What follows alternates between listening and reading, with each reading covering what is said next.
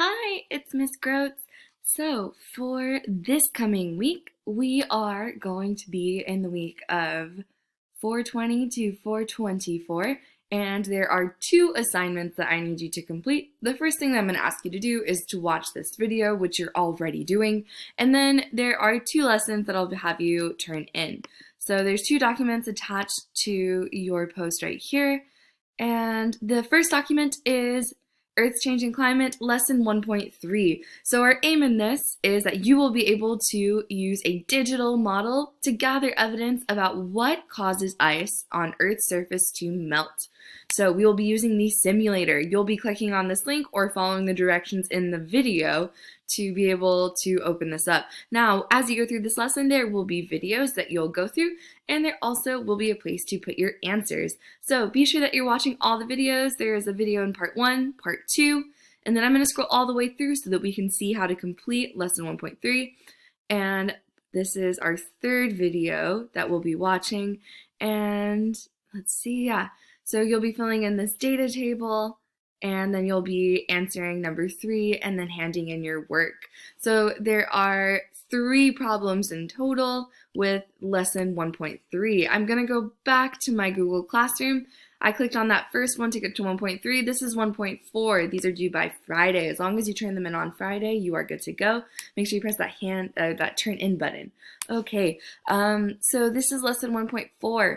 Our goal in this one, our objective, is that you will be able to determine the changes to the atmosphere, so the air that surrounds the Earth, that could affect the amount of energy absorbed by the Earth's surface.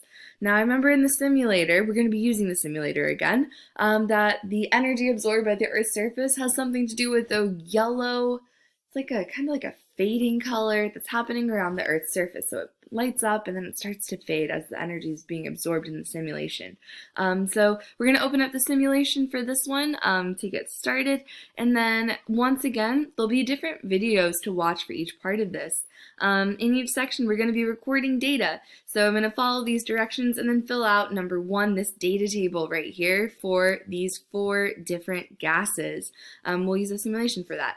For part 2, I'm going to watch a new video. Once I click on that, then I'll be filling out this data table, the second one, with a new mission. So let's see what happens with that.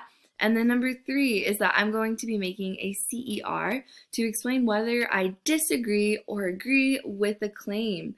The claim that I'm going to be agreeing or disagreeing is that a change to any gas in the atmosphere. So if I increase the carbon dioxide, if I increase the nitrogen oxide, if I increase the oxygen, how does that affect the energy absorbed by the surface in the same way? All right, so make sure that you use evidence from both tests to explain your reasoning. So I need to go up to number 2 and gather 1 piece of evidence to put in here.